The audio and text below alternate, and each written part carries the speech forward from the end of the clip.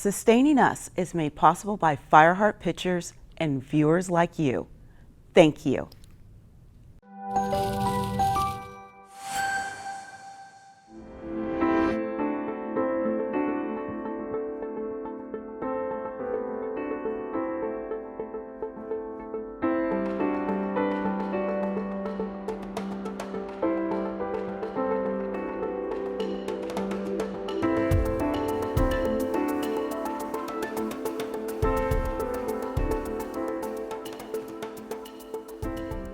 Hello, and thanks for joining us for Sustaining Us here on KLCS PBS. I'm David Nazar. When we talk about sustainability, this buzzword of sorts often refers to things like water, energy, air, wind, solar, even finance. However, these days, sustainability is about a lot more than just preserving the future of our environment. As an example, having a sustainable workforce so everyone has a good future, particularly during a post-COVID world, well, that's going to be a key ingredient going forward. And if we can all find a way to employ everyone, for example, homeless people or people who've been let out of prison, well, that's going to help all of us. And that is where we begin our broadcast as we introduce you to an organization doing everything humanly possible to get folks back into the workforce for a better future. Tens of thousands of homeless people live on the streets of Los Angeles. Hundreds of thousands of homeless people live on the streets of the U.S. And even if some of these people are temporarily homeless, the likelihood that they return to the streets is very high. Consequently, hundreds of thousands of people are let out of U.S. prisons every year. Much of this population gets rearrested within a few years. The overwhelmingly high volume of returnees to prison is what's known as recidivism. And as homeless rates and crime rates have been drastically increasing throughout California and the entire U.S., many social science experts who study these issues say providing this segment of our society jobs is crucial to giving them a sustainable life and critical to the future of our society going forward. Having money to live as well as self-worth and a purpose help keep people off the streets or out of the prison system. James DeSanto knows all about this. James was incarcerated. My past, unfortunately, involved a lot of dysfunctional criminal behavior. I did end up in prison. I came out of prison and found it very challenging, very difficult to find a job. No one was willing to hire me. It was not for lack of trying. I was online, I was on foot, really putting forth a solid effort. And I got a lot of positive feedback. You seem like you've made great changes. You seem like you're on a good path, but we're really not ready to put our neck out and put you on our payroll. Monica Francis knows all about this. Monica had no permanent place to live. I was in a bad place in my life to where I needed to come back to Los Angeles, which is home. I had 2 duffel bags, $3, and I did have a place to go, but it was temporary. I was looking for a job. I couldn't find a job because there were too many gaps in between me being unemployed and working, and I just needed some help. That help was eventually on the way for Monica and James. They were lost, yet somehow found hope when they got connected with a nonprofit known as Chrysalis. The motto here is changing lives through jobs. And just as the name says, Chrysalis changed the lives of Monica and James and thousands of people like them over the years. This once unknown Southern California nonprofit, founded nearly 40 years ago, now has offices all throughout SoCal and has placed tens of thousands of people into the workforce over the years. Chrysalis does this through a host of services.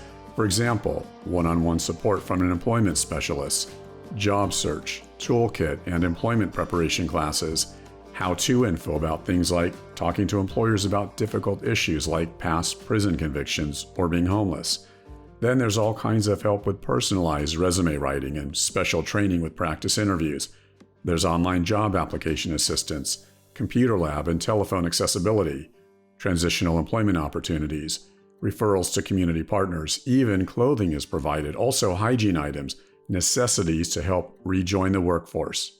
Having the job is one thing, but also having a place that believes in you and is willing to, that did a lot for me. Them putting their name behind me and giving the opportunity and say, we believe you can do this. So that all plays into, working to combat those recidivism rates. Despite his past, Chrysalis knew that James could have a promising future. This nonprofit knows a prison record or a concrete zip code on Skid Row does not have to define who you are. What began as Chrysalis job training eventually worked its way into a promotion with the nonprofit. James is now the supervisor of what's known as the Chrysalis Roads Program. So I decided to get involved in the Roads Program, in which we work with Caltrans and we work to clean up the California freeways. We do litter abatement and landscaping and my particular crew. So that was available to me. They also offered me resources to get clothes, work boots, the necessary amenities I would need to work. And that continued on when I was a client for several months, where if I needed something, I just reached out to them. For a while, life was not easy for Monica. She knew she had made some bad decisions in her past, possibly got involved with the wrong people, and was dealing with the consequences. She also knew that she had a lot to offer society, and that given an opportunity, she was going to seize upon that no matter what she had to do, what sacrifices she had to make to succeed in life. So I came in, did the orientation for about a week, and I was employed with Works team. I clean up downtown Los Angeles. I started off as a sweeper. I got training. I also received resources for job placement at other places. Lo and behold, a year later, I became a supervisor. They given me all the tools that I needed to be successful in my job title today. As both Monica and James explain, this unique nonprofit in the Southland gives them and so many others the belief and the optimism to succeed. This safety net was their lifeline to a newfound life. They're not turning anyone away. No one is turned away, regardless of your background, your race, color, any age, none of that. None of that. I mean, I'm getting a little teary-eyed because, they help me so much. We really need a sense of belonging. We need to feel like we're part of the community, and Chrysalis does that. I'm able to give back now. I'm a supervisor. I'm in a position where I'm helping people in a position I was in not so long ago. Let me help tune you up on some of these professional skills. Let's get you a little more employable, right? So this is what I do now. It's great because I get to work, I get to get my hands dirty, but I also get to provide and give back. Chrysalis has what's known as an employment social enterprise program. Simply put, this comprises a few different business avenues, so to speak.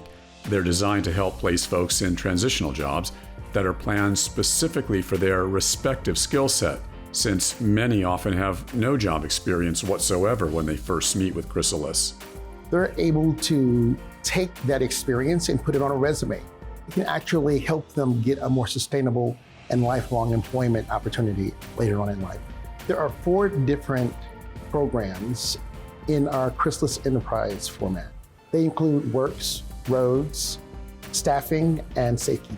We partner with business improvement districts throughout Los Angeles City, and we do litter abatement as part of clean teams in those business improvement districts. Chrysalis Staffing offers an opportunity for someone who may have somewhat moderate work experience, that client that is more independent, to work in a staffing environment. That means we partner with various businesses to provide custodial services, and perhaps litter abatement and other services. Direct hire, this allows them to go out and independently work with specific partners that have opportunities on more of a moderate or high level. Safekeeping is a transitional jobs opportunity where we partner with different other nonprofit organizations, and we provide cleaning services, custodial services specifically, as well as public storage for people who are experiencing homelessness. The Roads Programs is a transitional jobs program for folks who really thrive in a group or team environment.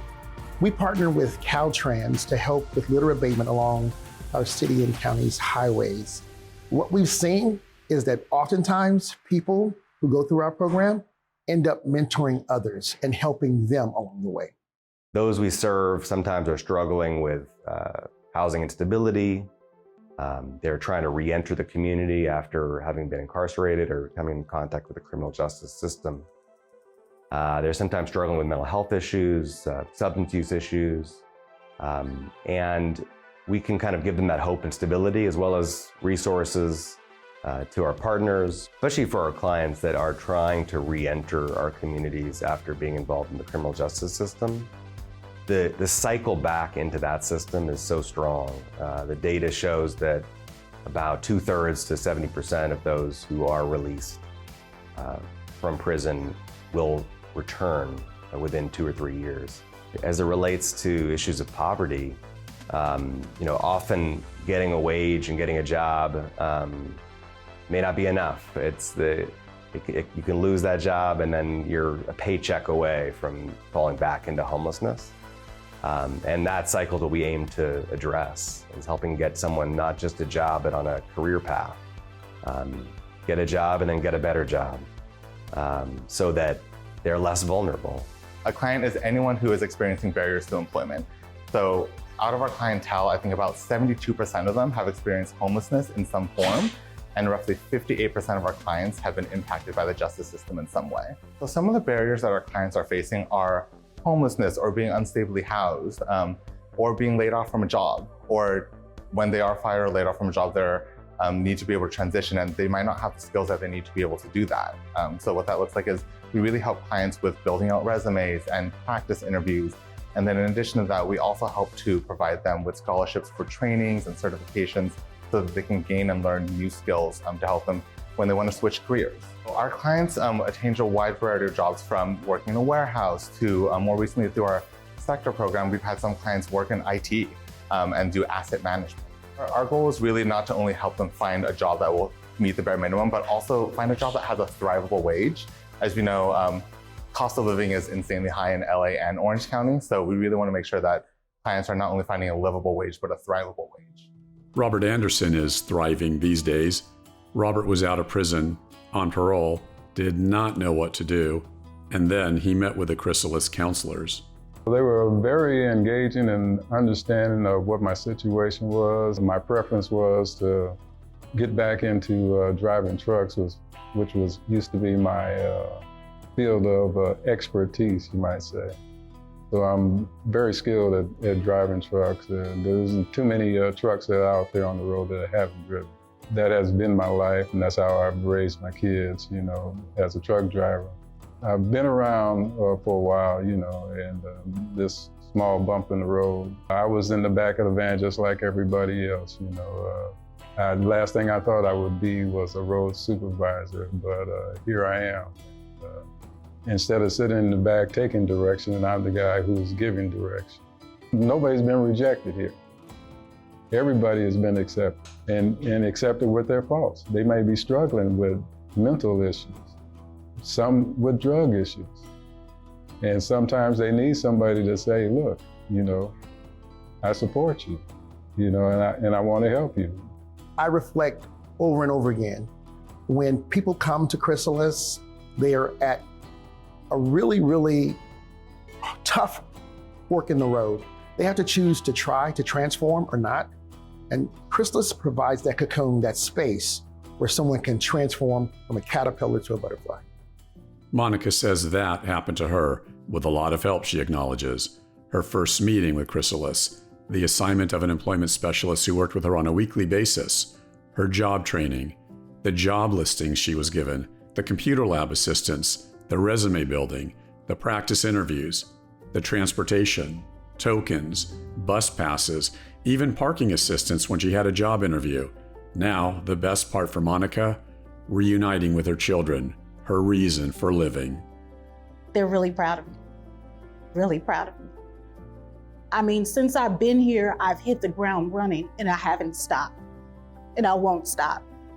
When I'm on the streets doing my job, the vendors, the residents, thank you so much. That is just like an extra breath of fresh air throughout the day, to hear that, to know that you're doing a good job.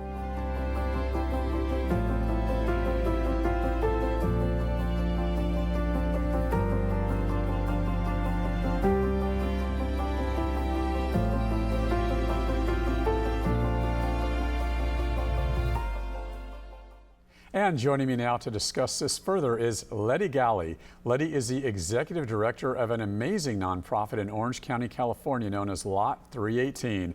Also joining the panel is Amy Gaw. Amy is a director of operations for OC United, another great Orange County nonprofit. Thank you both so much for being here. Thank you. Thank you. Letty, let's begin with you. Before you tell me all about Lot 318 and your organization, tell me about yourself.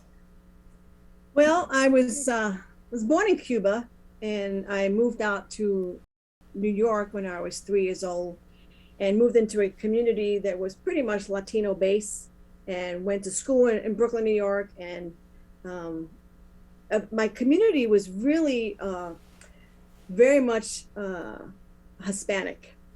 So much that I couldn't, when I went to school, right, I couldn't get any help from school or anything like that. But I got to just have a funny story to share with you. I had a neighbor that came to my mom's house one day and said, "Hey, I didn't know you had a cat." And my mom's like, "We don't have a cat." She's like, "Well, what's this cat food doing here?" And we thought it was tuna fish because it was cheaper than tuna. And so we were eating cat food. So that's kind of my upbringing, you know, growing up in a family that could not speak English, but yet at the same time, I was able to get an education. I was able to go to college and succeed, right? So my community in Brooklyn is where I learned English, and I learned to just so I guess find myself, right? And then I moved out to Long Island, and here I am in California. I can safely say you don't just talk the talk, you walk the walk. So Letty, what is Lot 318? What do you folks specifically do with the lot there? Well, Lot 318 stands for Loving Others in Truth. And it comes from my favorite book. It comes from the Bible, 1 John 3:18. And it says, "Dear brothers and sisters, do not love in word and tongue, but in action and in truth." So we come alongside our community. We want to invest in a child. We want to change a generation. We want to build a community. And we do that by loving them in truth. In the good, the bad, the ugly, we say, "Hey, we're here for you. You have worth, you have value, and you are loved." And I think once you get that and you get relationships built, life changes and people start to believe in themselves, and they realize, you know what, I want more to my life than what circumstances have. So Lot 318 comes alongside people, students, families, to empower them to be the best them that they were created to be. Amy, your personal story, and then tell me exactly what OC United is. Yeah, terrific. So I grew up overseas, and I came to the US just to get my college degree. I ended up getting married and meeting somebody local here. And our first year of marriage, we signed up for a camp for kids in the foster care system. And that camp absolutely changed the trajectory of my life. And so leaving that camp, my husband said, "We're going to do this every year that we can." That was 20 years ago. And really, it just introduced us to the realities and the needs of children in the foster care system right here in our community. So then when we launched OC United, it was really as a result of those relationships and that awareness that had been built about needs in our community. And similar to what Letty said, we offer a lot of programs and services for the community, but what we've learned is we've understood adverse childhood experiences and the role of trauma on the brain, that really programs and services are only as effective as you providing safe community for people to heal from their trauma and to grow in connection with other people. So that's what we want to be here at OC United, is just a safe landing spot in our community for people to be seen, to be heard, and to grow. And of course, we're talking about how we help our youth, prevent them from being homeless, prevent them from getting into a life of violence, of crime. So Letty, let me begin with you, and let's talk about homelessness. It's really a critical issue in Southern California today. We in California, particularly Los Angeles, Orange County, where Amy is, it's the highest population of homeless people in the United States, collectively with LA and OC.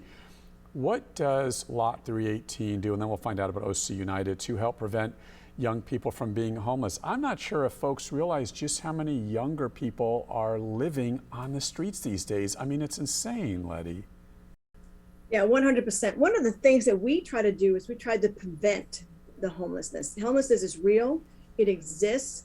When we first started in the community, there were a few families that were homeless, but as we've progressed throughout the years, we realized that if we can educate our families and our students at a young age and really let them know that we care, that they're not alone, we want to then let them know, hey, what are your needs specifically? And to be honest, during the pandemic, we all suffered. We all hurt a lot during the pandemic for it. But Lot 318 took advantage of that.